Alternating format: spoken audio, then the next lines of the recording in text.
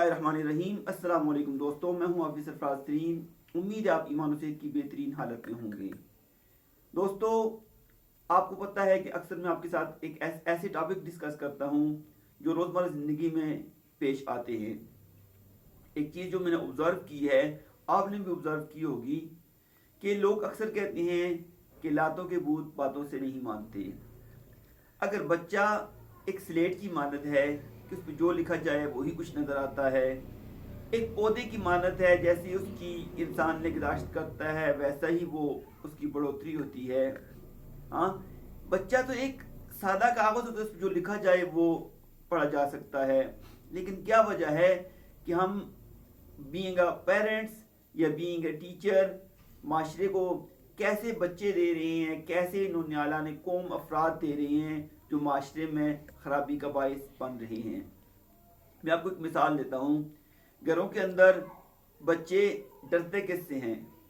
अगर वालिद सख्त हो, मारने वाला हो, बेइज्जत करने वाला हो तो बच्चे उससे ज़्यादा डरते हैं।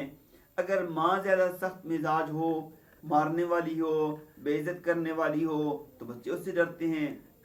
स्कूल के अंदर क्या होता है? स्कूल के अंदर इस तरह होता है कि जो टीचर सजा देने वाला हो बच्चे उसका काम करके लाते हैं, और जो टीचर सिर्फ पढ़ाने वाला हो बच्चे उसका काम करके नहीं लाते हैं। तो क्या ये बच्चों को ये चीज़ सिखाता कौन है? छोटे छोटे मासूम बच्चे जिनको शुरू में ये आदत पड़ जाती है, ये हम चीज़ सिखाते हैं। सिखाने वाले कौन हैं? कोई बाहर से नहीं आता, या वो घर के माहौल के अंदर सीखते हैं या वो स्कूल के अंदर सीखते हैं। और हमने ये ज़हन बना लिया ये सबसे आसान काम है। बच्चों को मोटिवेट करना ये मुश्किल लगता है, उनको कायल करना मुश्किल लगता है। बस ज़रा सी बात हुई, डंडा उठाया और मारना शुरू कर दिया, और मार के डर से उनसे काम लेते हैं।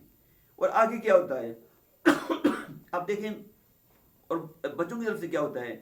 जो बच्चा मोहब्बत के साथ, प्यार के साथ कुछ चीज़ मांगता है उसकी बात पे तवज्जो नहीं दी जाती है। लेकिन जो बच्चा एड़ियाँ रगड़ के, रो के, जोर लगा के, शोर शराबा करके, बर्तन तोड़ के चीज़ें मांगता है उसकी बात तस्लीम कर ली जाती है। कहते हैं जी बस बच्चे कहते हैं, वालिदैन कहते हैं ये बच्चा बड़ा ज़िद्दी, इसकी बात माननी पड़ती है। और जो ज़िद नहीं कर रहा उसकी बात नहीं मान रहे, जो ज़िद कर रहा है उसकी बात मान। यानी ये तरबियत कहाँ से मिल रही है? ये बच्चों को घर से मिल रही है, ये उस्ताद की तरफ से स्कूलों में ये तरबियत मिल रही है। और आगे अमली ज़िंदगी में क्या होता है?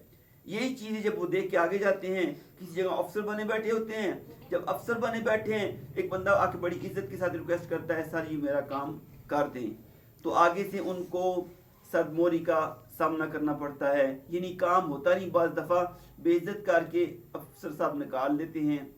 लेकिन इसी तरह का एक बंदा कोई और आता है, वो ज़रा शोर शराबा करता है, हल्ला गुला करता है, तो कहते हैं जी फटाफट इसका काम कर दें, कहीं बेइज्जत ना कर दें। ये जो चीज़ माशरे में दिन ब दिन पनप रही है ये इंतहाई नुकसानदेह है।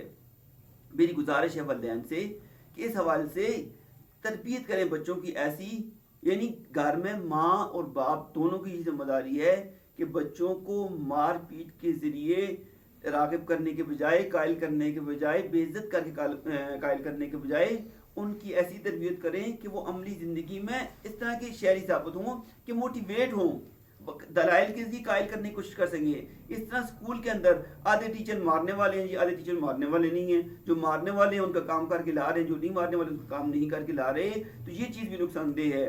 कोशिश करना चाहिए इस मामले में वालिदैन और उस्तादा को मिल के अपने अपने यूनिट के अंदर, घर के अंदर और स्कूल के अंदर बच्चों की ऐसी तरबियत करनी चाहिए कि वो बातों के ज़रिए कायल होकर अपना काम करने पे लग जाए। और इसमें दोनों, जब तो स्कूल के तमाम टीचर्स एक पेज पे नहीं होंगे और घर में पेरेंट्स एक पेज पे नहीं होंगे, तब तक ये टारगेट जो है वो अचीव नहीं किया जा सकता।